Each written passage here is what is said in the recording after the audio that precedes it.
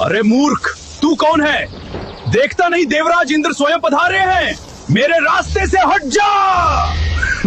बस इंद्र का यही अहंकार उनकी मौत का कारण बनने वाला था। भगवान शिव इंद्र को भस्म करने ही वाले थे। तभी देवताओं के गुरु बृहस्पति ने महादेव के पैर पकड़ लिए। महादेव शांत तो हो गए, लेकिन उनके त्रिनेत्र से निकली वो भयानक ऊर्जा बेकार नहीं जा सकती थी। शिवजी ने उस आग को समुद्र में फेंक दिया, लेकिन किसी को नहीं पता था कि उसी आग से संसार के सबसे ताकतवर योद्धा का जन्म होगा। एक ऐसा योद्धा जिसने भगवान विष्णु की पत्नी और माता पार्वती तक को मांगने की हिम्मत की। आखिर कौन था वो, और क्यों भगवान विष्णु को अपनी ही भक्त के साथ छल करना पड़ा? कहानी शुरू होती है स्वर्गलोक से। समुद्र मंथन के बाद हुए भयंकर देवासुर संग्राम में असुरों को हराने के बाद देवराज इंद्र को अपनी सत्ता, वैभव और अपने अचूक अस्त्र वज्र का भारी अहंकार हो गया था। उन्हें लगने लगा था कि पूरे ब्रह्मांड में उनसे शक्तिशाली कोई नहीं है और हर किसी को उनके सामने सिर झुकाना ही चाहिए। एक बार इसी अहंकार में डूबे देवराज इंद्र और गुरु बृहस्पति भगवान शिव से मिलने कैलाश जा रहे थे। इंद्र का अहंकार इसी बात से झलक रहा था कि देवताओं के पूजनीय गुरु बृहस्पति पैदल चल रहे थे और देवराज इंद्र उनके बगल में अपने विशाल हाथी ऐरावत पर शान से बैठकर जा रहे थे। शिवजी अपने भक्तों का घमंड कभी नहीं टिकने देते। वो जान गए थे कि इंद्र सत्ता के नशे में अंधे हो चुके हैं। उनका यही घमंड तोड़ने और उनकी परीक्षा लेने के लिए महादेव ने एक डरावने सन्यासी अघोरी का रूप धरा और जानबूझकर उनके रास्ते में लेट गए। इंद्र ने अहंकार में आकर सन्यासी को हटने को कहा। जब सन्यासी ने अनसुना कर दिया तो इंद्र का गुस्सा फूट पड़ा। उसने अपना वज्र उठाया और कहा, हट जा, वरना तुझे यमलोक पहुंचा दूंगा। तभी उस सन्यासी की तीसरी आंख खुल गई। वो साक्षात महाकाल थे। इंद्र कांप उठे। त्राहिमाम महादेव, त्राहिमाम। इंद्र को क्षमा कर दें प्रभु। देवराज इंद्र अपने अज्ञान और सत्ता के मद में आकर आपको पहचान नहीं पाए। देवराज इंद्र की इस घोर धृष्टता के लिए मैं आपके चरणों में गिरकर क्षमा मांगता हूँ। कृपया अपने त्रिनेत्र की इस प्रलयंकारी ज्वाला को शांत करें परमेश्वर, अन्यथा आज ये सृष्टि भस्म हो जाएगी। गुरु बृहस्पति ने प्रार्थना करके इंद्र के प्राण तो बचा लिए, लेकिन शिवजी ने अपने क्रोध की उस जलती हुई ज्वाला को समुद्र में फेंक दिया। समुद्र में गिरते ही उस ज्वाला से एक बालक का जन्म हुआ। उसके रोने की आवाज से ही तीनों लोक कांपने लगे। जल से उत्पन्न होने के कारण ब्रह्मा जी ने उसका नाम रखा जालंधर। उस बालक का पालन पोषण समुद्र देव ने किया, लेकिन उसकी शक्तियों को पहचानकर असुरों के गुरु शुक्राचार्य ने उसे गोद ले लिया।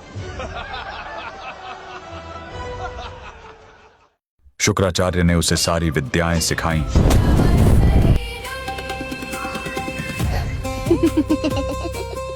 और उसे दैत्यों का राजा बना दिया। उसने आज के पंजाब को अपनी राजधानी बनाया और वहीं से अपना साम्राज्य चलाया। तभी जालंधर को एक करवा सच पता चला। उसे पता चला कि देवताओं ने समुद्र मंथन करके उसके पिता यानी समुद्र का पेट चीरा और उनके सारे रत्न लूट लिए।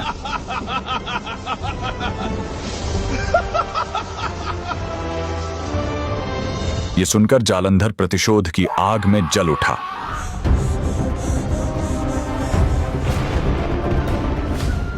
उसने इंद्र को संदेश भेजा, मेरे पिता का सारा खजाना और रत्न मुझे वापस करो, वरना युद्ध के लिए तैयार हो जाओ।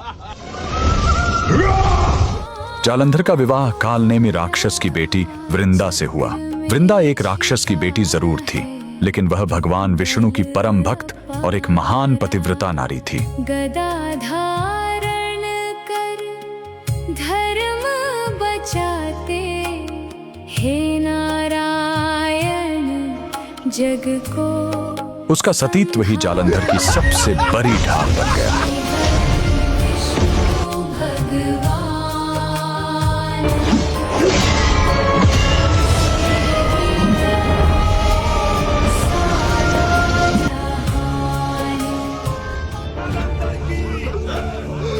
जालंधर ने देवताओं को हरा दिया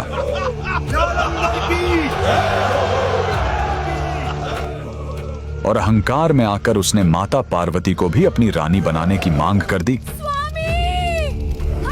यह बहुत बड़ा अधर्म था। अब उसका सामना सीधे महाकाल से था। शिवजी और जालंधर के बीच भयंकर युद्ध छिड़ गया।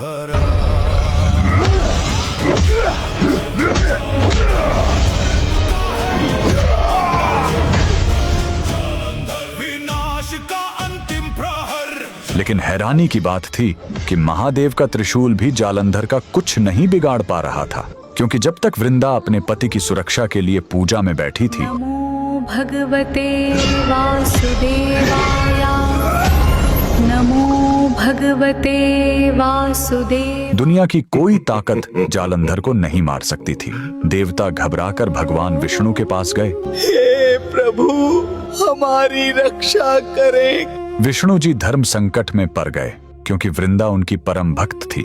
लेकिन सृष्टि को बचाने के लिए विष्णु जी ने अपनी माया से जालंधर का रूप धारण किया और वृंदा के महल में पहुंच गए। प्रिय, कहाँ हो तुम? देखो, मैं युद्ध में विजय होकर आ गया। वृंदा को लगा कि उसका पति युद्ध जीत कर आ गया है। उसने तुरंत अपनी पूजा छोड़ी और खुशी से अपने पति रूपी श्री हरि को गले लगा लिया। जैसे ही वृंदा ने एक पराये पुरुष को स्पर्श किया, उसका सतीत्व खंडित हो गया। उधर युद्ध भूमि में जालंधर की अजेय शक्तियां अचानक खत्म हो गईं।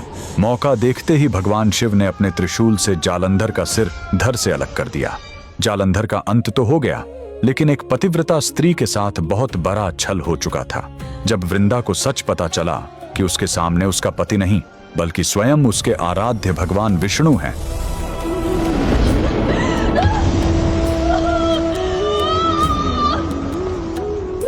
तो उसका दुख और क्रोध ज्वालामुखी की तरह फूट पड़ा। उसने रोते हुए भगवान विष्णु को 3 कठोर श्राप दिए। वृंदा ने कहा, तुमने एक पत्थर की तरह निष्ठुर होकर मेरी भावनाएं आहत की हैं, इसलिए तुम भी पत्थर बन जाओगे। जिस तरह तुमने छल से मुझे मेरे पति से अलग किया है, वैसे ही एक दिन तुम्हें भी अपनी पत्नी से बिछड़ने का घोर दुख सहना पड़ेगा और अपनी उसी पत्नी को ढूंढने के लिए तुम्हें पागलों की तरह दर दर वन वन भटकना पड़ेगा और वानरों की मदद लेनी पड़ेगी। यहाँ प्रभु श्री हरि का बड़प्पन देखिए। तीनों लोकों के स्वामी चाहते तो एक क्षण में इस श्राप को भस्म कर सकते थे, लेकिन अपनी एक सच्ची भक्त के वचनों का मान रखने के लिए उन्होंने मुस्कुराते हुए उस कठोर श्राप को सहर्ष अपने ऊपर ले लिया। अपने आराध्य को श्राप देने के बाद और पति के वियोग में तड़पती हुई महान पतिव्रता वृंदा ने वहीं योग अग्नि प्रकट की और सती हो गई। सती हुई वृंदा की राख से वहीं एक पवित्र पौधा उत्पन्न हुआ। पर भक्ति अमर होठी वहीं, जहाँ गिरी थी वो बलिदानी। तब विष्णु जी ने शालिग्राम पत्थर का रूप लिया और उस पौधे को वरदान दिया कि वृंदा, अब तुम तुलसी बनकर सदा मेरे सिर पर विराजोगी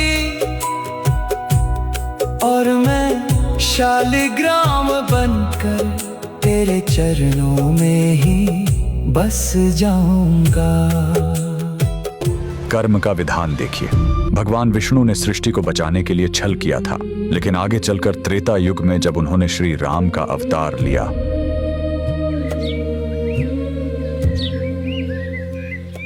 तो सती वृंदा का वो श्राप सच हुआ।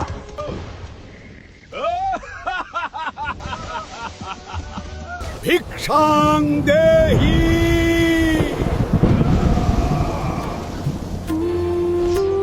स्वामी, स्वामी! रावण ने माता सीता का हरण किया।